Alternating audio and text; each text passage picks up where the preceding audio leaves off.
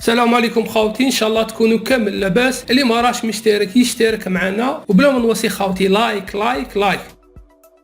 السلام عليكم، اتمنى الجميع بخير. خاوتي الجميع شاف تواضع الامير القطري في الجزائر، والامر اللي يؤكد التقارب الكبير بين الشعبين الشقيقين، الشعب الجزائري والشعب القطري، وبعض الردود من الاعلام سواء الجزائري او القطري. اليوم متابعينا الكرام، جاء الدور على الاعلامي الجزائري حفيظ دراجي اللي فاجأ الاشقاء اصدقائه من الاعلاميين القطريين بلقطة رائعة، بحيث استغلوا ظهوره المتواضع في احد المطاعم القطرية وديروا له مقطع فيديو جميل جدا دير ضجة على مواقع التواصل. قاموا بتركيب احد تعليقاته على المقطع الفيديو وهو يتناول شريحة من اللحم. خليكم خوتي تشوفوا معايا هذا الفيديو، ما تنسوش لايك لايك لايك. السيد الحكم رياض محرز يستعد لتنفيذ هذه المخالفة. حطها في الجول يا رياض، حطها في الجول يا رياض، حطها في الجول يا رياض، حطها في الجول يا رياض، حطها في الجول يا رياض، حطها في الجول يا رياض.